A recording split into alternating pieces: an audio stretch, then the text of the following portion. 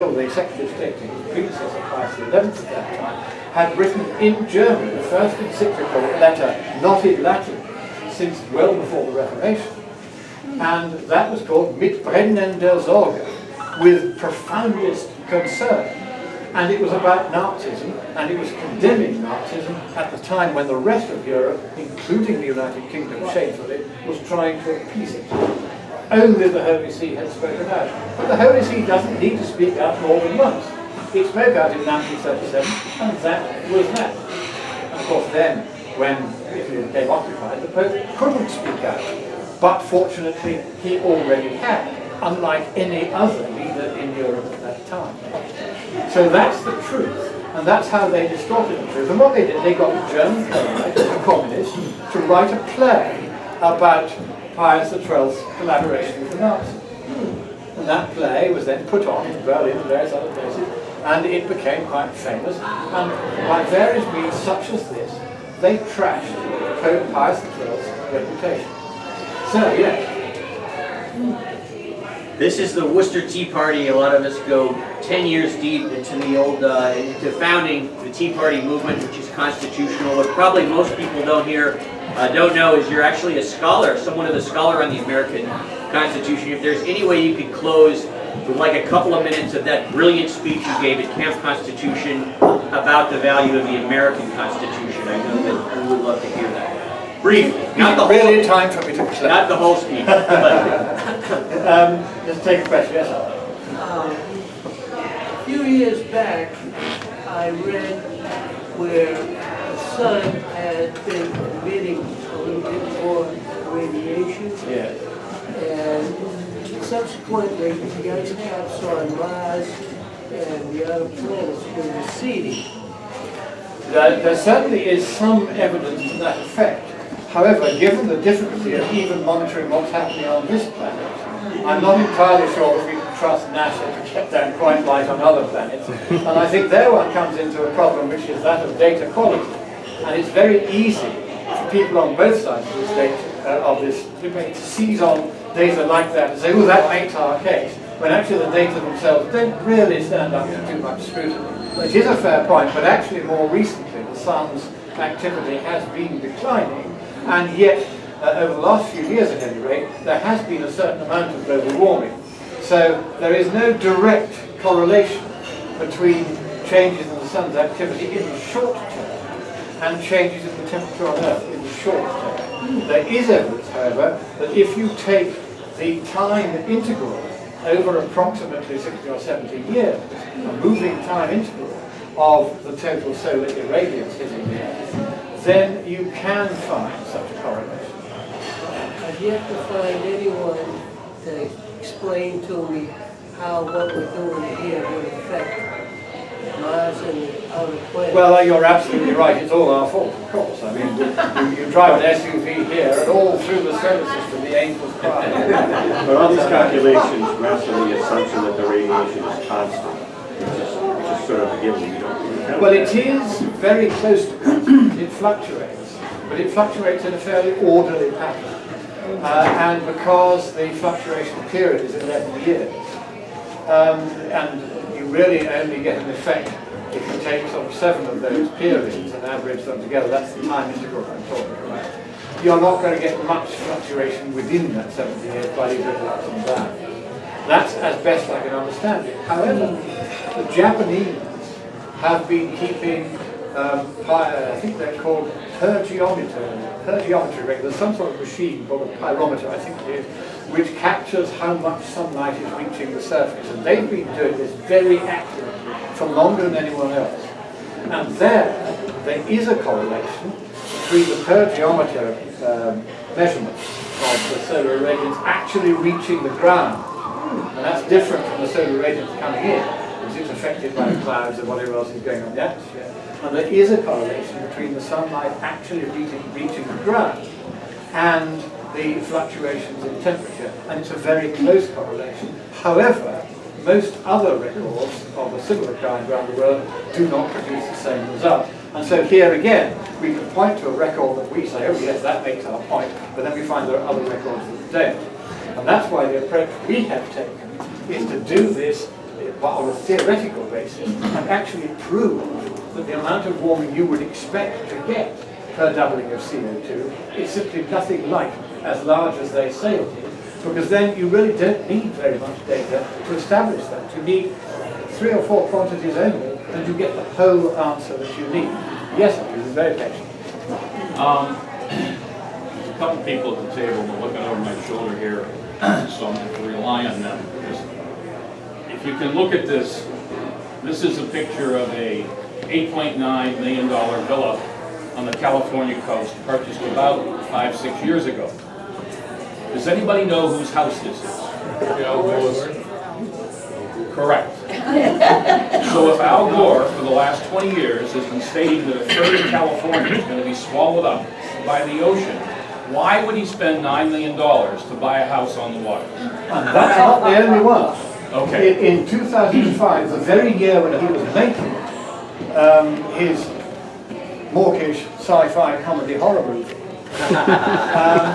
he bought for $4 million a condo in a building at Fisherman's Wharf, Right, San third of it's over the Francisco, water. which Right. was precisely 8 feet above mean high tide. Yes. Now, if A there was third going is to over be the water. anything Yes. like the sea level rise that he was predicting, then even within his occupancy of it, then the bottom layers of the building would fill with water, the electricity would short out, and he'd be stuck on the top floor because the lifts wouldn't work, and being very unfit, he wouldn't be able to use the stairs. So there is good news in all this. But no, of course, he simply makes this stuff up. Right, He exactly. doesn't know any So science. there's 2 other comments I want to make about CO2. Yes. Just because of my background, I happen to know about both of these studies. About 1963, General Motors decided, because that was about the time that people were starting to pay attention to emissions and, oh, what are we going to do with, carbon dioxide? So General Motors went out and got 2 of the largest airplane hangars that they could possibly find. Yes. They created inside these airplane hangars perfect growing condition for crops. Yes. And in one, they put 6 1963 Chevrolets in them, Yeah. ran them 24 hours around the clock, 365 days a year. I'm amazed they worked that long. Yes, for almost yes. Whoa, don't you, don't, So they continually ran these 63 Chevys for like 2 years around the clock. And then in the other building, it was just ideal growing conditions. Yes. Well, you're going to know the answer to this. So, what building produced the most crops? Well, The the one building with that cars. ran the 63 Chevys around the clock because they had CO2. Yeah, exactly. Now, to prove that that was a faulty study, in about 74 or 75, the federal government did a study. They did a similar thing, Yeah. and they took 6 Chevrolets and did a similar thing, put them in the thing. But here was the difference, because it had a completely opposite effect. That was in 1974, for those of you that maybe weren't around then, that was the first year for catalytic converters. yes. Ah. And what comes out of the tailpipe on a catalytic converter car? Acid. So guess what? They ran the cars, did a similar study, and the crops failed because it wasn't getting CO2, it was getting acid. Yeah. That's Real a very simple. good point. Virtually every measure that has been taken Just over the last 50 I've been in years, the business for however 75 piously intended to benefit the environment, has done. Can we have one conversation here? Virtually every measure that has been taken over the past 50 years that is supposed to benefit the environment has harmed the environment. And these catastrophic converters, as they're known in the United Kingdom, are a very good example of that. They're not only fiendishly expensive because of the amount of platinum they have to have in them as the catalyst, but they also, as you say, produce a quite startling array of extremely unpleasant byproducts, which are indeed harmful to the air and harmful to crops, and you would actually be better off without them. And of course the cars would also be considerably more efficient without them. And if you take into account the efficiency gain of not having a catastrophic converter, you save more fuel that way, so that the total output from cars without catastrophic converters is a great deal less than the output with them. And that these elementary points will endlessly escape the Greens. They think that, for instance, windmills are a good idea for the environment, and they are losing thousands upon thousands of our raptor birds in particular, which fly at that kind of height, and bats as well, all over the world, and they don't care because the party line says that windmills are a good thing. They are simply unprepared to face the evidence. And of course also, the cost of windmills compared with the cost of a coal-fired power station is vastly greater, and the total CO2 emissions with windmills is vastly greater than with a coal-fired power station, because what happens when the windmill doesn't pick up any wind, which is about half the time, or if there's too much wind, which is about a tenth of the time, then they have to keep the blades turning, otherwise the whole thing gums up. So they take electricity from the grid to keep it going, and they have to supply electricity to the grid to make up for the fact that windmills aren't working. Where do they get that from? Coal-fired power stations. Right. So that they have to run those coal-fired power stations at spinning reserve, which is a monstrously inefficient way to run them, and you get vastly more carbon dioxide emissions per kilowatt hour or terawatt hour generated than if you simply ran the coal-fired power stations at full chat in the first place and didn't have the windmills at all. But you try to have this argument with the Greenies, and because it's not about the environment, it's about the Communist Party line, they will not listen to any such considerations. Now, somebody else. All right. I just want to make one comment about Al Gore. I actually read his books. I went to see the movie, and I think I can explain his bad selection in housing. He's an idiot. You read the books and see the logic that he uses and go, oh my God. So, yeah, I certainly, what we did, I should tell you, is I was actually at the Vatican Climate Conference in Rome in 2007. This was under Pope Benedict, who was interested in hearing both sides of the debate. So I was invited by the Holy See to go and make a speech at this conference. And I was in my hotel room, the phone rings, and it was a very wealthy businessman in Scotland, and he said, it's just been announced on the news that the British government is going to buy 5,000 copies of Gore's sci-fi movie at full price of $20. They hadn't even negotiated a discount. And they were going to send them to every school in England. Was there anything we could do to stop it? And I said, yes, there's a technique which you have in America, and you've got it in us. It's called judicial review of administrative action. And because this film is serially and seriously inaccurate, sending it to the schools would constitute political propaganda, which is contrary to the law under the Education Act 1988, which I helped to draft. All right, and bravo. I said, therefore, you can't get away with it. So he said, what do I do? I said, you need to act immediately, because this step was apparently taken by the government very nearly 3 months ago. If you don't file the case within 3 months, then you cannot raise a judicial review against them. You have to file the case within the next 24 hours. So I let him get on with it. He came back the next morning and he said, my lawyers refused to file the case on the ground that we had no chance of success. So I said, well, you now have only a few hours left. Get other lawyers and order them to do it, and don't take any nonsense. So he, in fact, ordered the existing lawyers to do it and then filed. And we got some decent lawyers. And they then came to me and said, right, we're going to run this case, it's just political, and therefore we don't have to, they should ban the film. I said, that won't work. And they said, yes, it will. I said, no, it won't. I wrote the legislation. You're allowed to discuss politics in the schools, but you're not allowed to mislead kids about it. You have to tell the truth. If you don't tell the truth, then you're giving political bias in what you give to schools, and that's not acceptable. That's what's illegal. And they said, we think we can do it without any scientific testing. I said, no, you can't. And they said, well, that's what we're advising our client. Well, I rang the client and said, for heaven's sake, don't pay any attention. He said, well, they're the lawyers, I think I'd better. Anyway, that was the last time he listened to them, because he went to a judge who, without a hearing, threw out the case on the ground. No, he threw out the case against Al Gore on the ground that there was no scientific evidence that he was wrong. So then the lawyers came back with their tails between their legs and said, we're terribly sorry, but we lost it. I said, well, I told you you would. So now you're going to have to go back to the court and ask for another judge. said, we can't do that, the case has been decided, that's the end of it. No, it isn't, I said. I am now giving you instructions on behalf of your client. He's given me the authority to do so, so there's no more faffing about. You will do as you are told. And you will get in touch with the court, and you will ask a simple question. Did the judge watch Al Gore's movie before throwing the case out? And if he comes back and says, no, he didn't, you are to insist that another judge be appointed forthwith and the whole matter reheard. Do I make myself clear?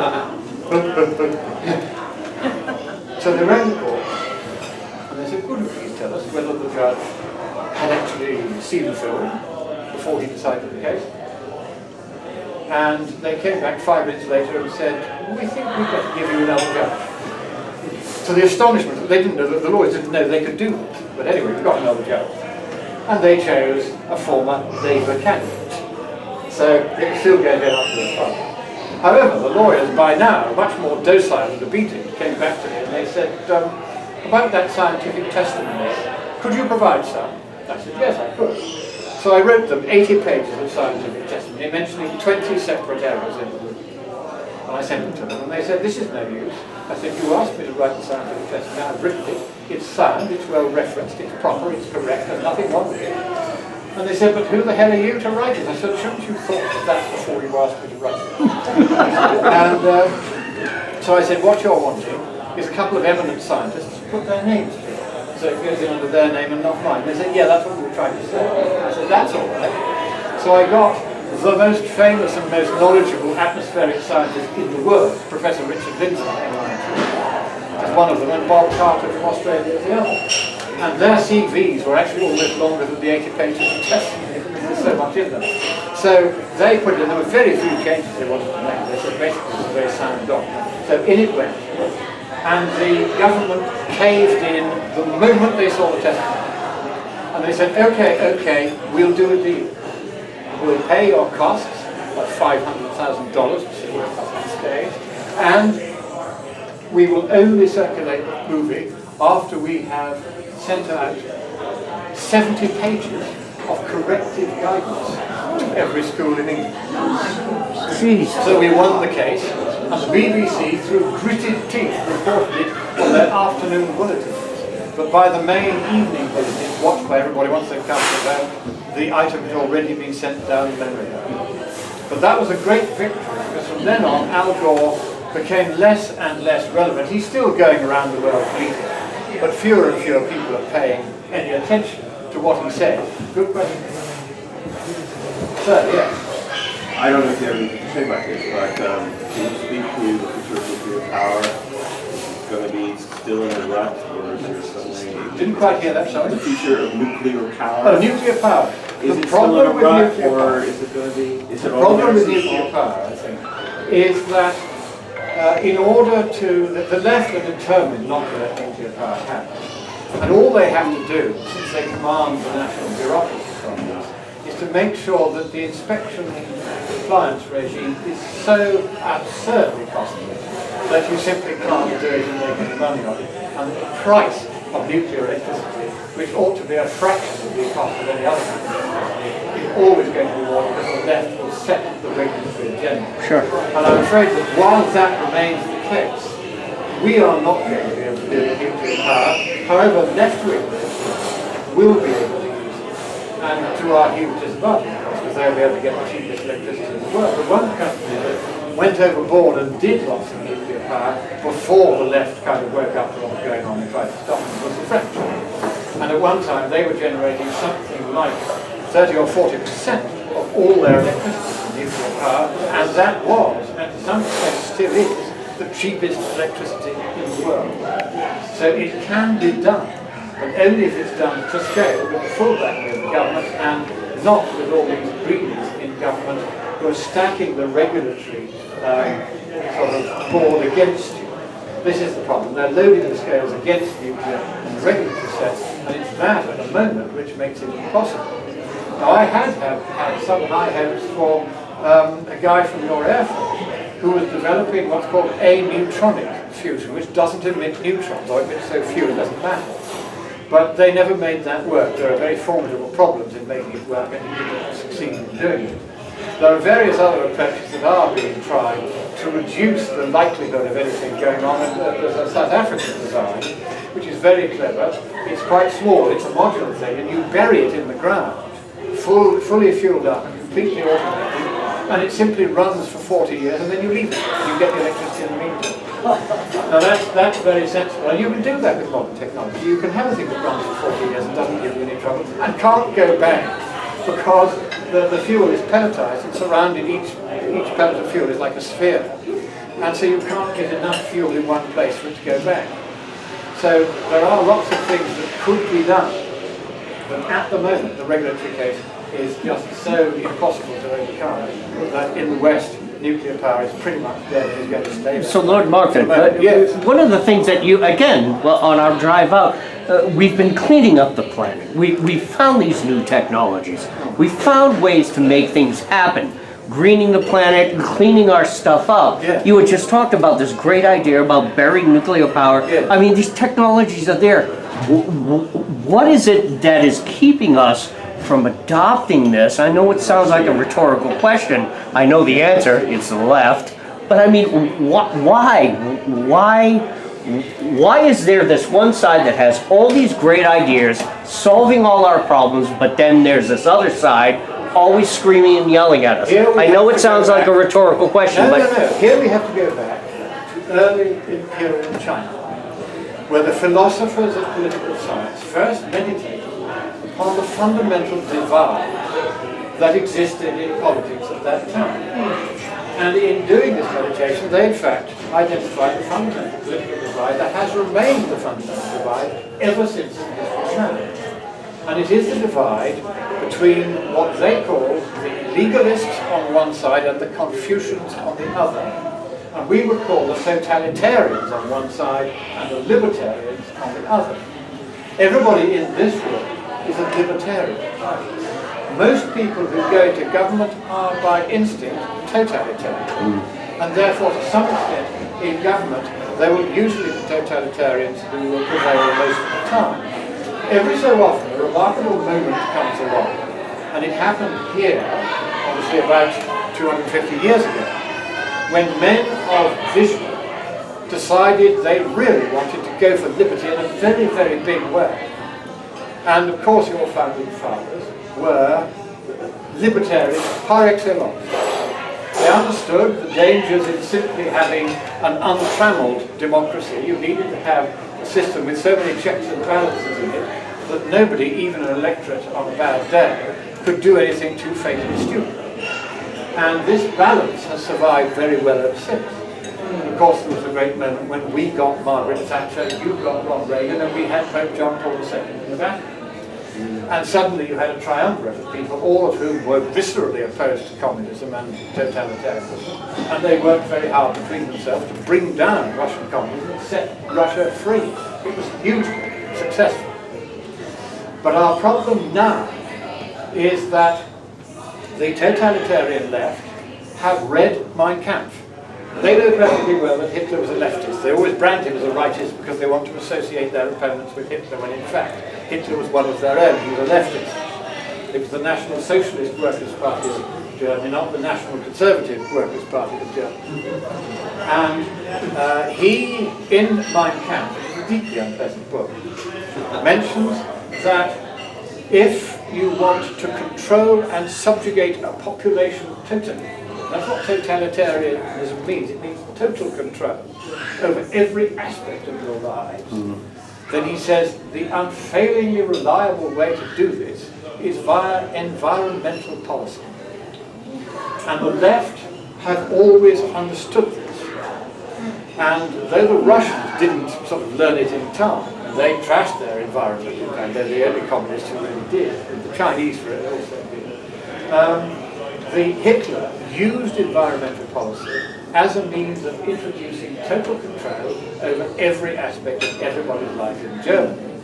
And the left have now reactivated that technique, so that every time we try to do something sensible, which would cheapen electricity, make it more widely available around the world, they will interfere, because their aim has nothing to do with the environment any more than Hitler's aim had anything to do with the environment.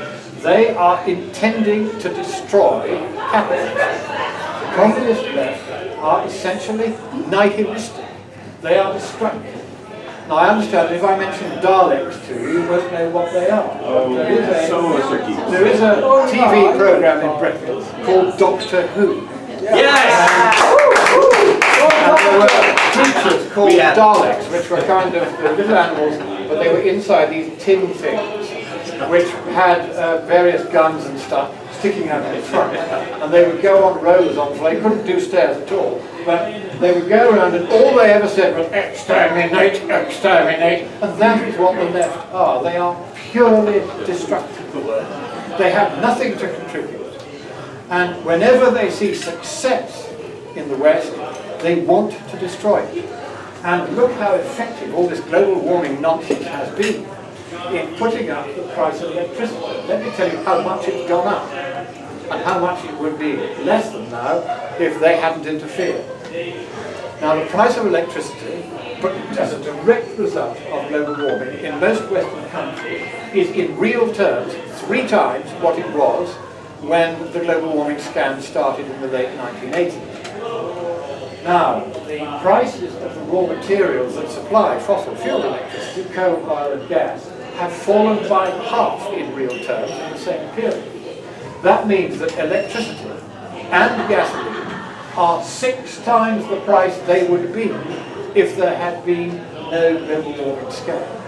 Now you imagine that the lifeblood of the Western economies is energy. We use more of it per capita than anyone else in the world. And if you wanted to destroy and damage capitalism, you would go after its soft underbelly, which is energy. How do we know that that has been their intention? Because in Britain, which the Russian communists always wanted to destroy because of our links with Europe, with the Commonwealth, and our special relationship with the United States, which I'm particularly about, they were determined to bring Britain down in a series of strikes, and in particular strikes by the miners, who were the best, the salt of the earth, but they were led by communists. The communists had captured the miners here. And Arthur Scargill, I'll tell you the story, I can tell it to you now, the 30-year rule is again passed. But I was first brought into the hotel just at the time when the miners' strike was being threatened and was likely to happen. And one of the reasons why I was brought in was to set up, in effect, an alternative parallel administration to run the miners' strike.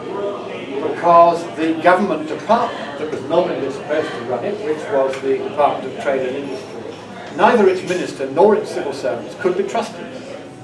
We had to have an independent method of containing and eventually defeating the leadership of the miners' union. So here is what happened. As soon as I got to number 10, the first briefing I got from the civil servant was about how there was going to be a miners' strike. So I had to pretend I didn't know that. So I said, oh, that's very interesting. Is it really getting serious? So I said, oh yes, this is very terrible. And so eventually the strike duly began. Now we had taken very elaborate precautions. Several years beforehand, as soon as Margaret Thatcher became leader of the Conservative Party and displaced Traitor Heath, she set up a committee under the cleverest mind in what was to become her cabinet, Sir Nicholas Ridley, who was a squire from the Shires. He was one of the nicest men in the country. He was always drunk by lunchtime, but he was the most effective minister I could ever hope to run. He was a lovely, lovely man. And he ran a committee trying to work out how to stop the miners' strike. And again, you see, why were they going after the coal industry? Because they wanted to destroy our energy capacity. And this is where it began. And then when they were defeated in that, they came up with global warming. That was the next thing. But let's just deal with the miners' strike. It's a lovely story. So what Ridley did was the first thing he realised is that if the miners went on strike, you would need to get a source of coal from outside the UK. But the dock workers were also led by communists. But there was one port at Felixstowe in Suffolk, tucked away where nobody really knew about it, which was in private ownership. And so we did a deal with the owners of that port, so various facilities were put in there so that we could ship massive quantities of coal from South Africa and Poland to keep the the home fire burns. So that covered that. Then the Labour Party got wind of this, and they tried to pass a law called the Monckton-Worc Regulation Bill, which would have put all public and private ports into the hands of the dockworkers union for 10 miles inland from every port, including private ones. That would have damaged us trying to do that, but fortunately, I'm glad to say the Labour friends in the House of Lords defeated that. They did get away with it. So that was the first step. We were able to secure a coal supply, and we could get it into the country just fine. That was point number one. Point number two, we built up the coal stocks massively in anticipation of the strike by bringing coal in from the via Felixstowe, rather quietly, mostly at night, and then shipping it in coal trains, which are surprisingly unnoticeable coal trains. They just battle around the country, nobody really knows what they're doing. So we were able to get enormous amounts of extra coal in the country before the strike began. But then we had to make sure that we managed the strike in such a way that although the Department of Trade and Industry thought it was managing the strike, it was actually managed directly by us, reporting directly to the Prime Minister, and we basically cut them out of it, so that the traitors in that department could not do the damage they'd been put there to do. We knew who they were, and unfortunately the Minister there was very much inclined to try to do damage to Margaret Thatcher, and he didn't want the strike to be defeated. So we had to work completely around it. So what we did was to set up a parallel government in a suite in Claridge's. And I recruited a very prominent businessman called David Hart, who owned a lovely country house in Suffolk. And I got on my motorbike one day from Downing Street, and I went to see him. And he was driving his tractor around, mowing his front lawn, and I said, off that, into that Mercury he just bought. He got his wonderfully expensive Mercedes. I said, you are going to visit every mine in Britain. And you are going to talk to the miners, and every day you are going to do a one-page report to the Prime Minister, and you don't even send it to me, just send it direct to her. They will know to receive it. I've prepared it with that. And I said, you are to take round these cuttings from the Times, that has been planted a piece of the Times, which told us exactly where Scargill had been trained, and how Scargill was the leader of the miners' union, a communist. I knew he was a drinking companion in Yorkshire. He was great fun, but he was a communist, and he wanted to destroy the West. So he, on the 28th of July 1979, I can tell you this now, he sailed from Tilbury to what was still then Leningrad, on a Polish freighter. There he took a sealed train to Moscow, just as Lenin had before him, where he spent 3 weeks at the Patrice-Lumumba University of Terrorist Drugs. That's where they were trained, named after a terrorist in the communist terrorist in Afghanistan. They saw that he was cut above the kind of typical IRA thick terrorist or typical Yasser Arafat type. They transferred him to the Lenin Institute in Moscow, where he spent the next 5 months. The Lenin Institute was where Yasser Arafat himself, rather than his grunts, and Jerry Adams were trained, who was the head of the IRA, terrorist, also communistly driven. He spent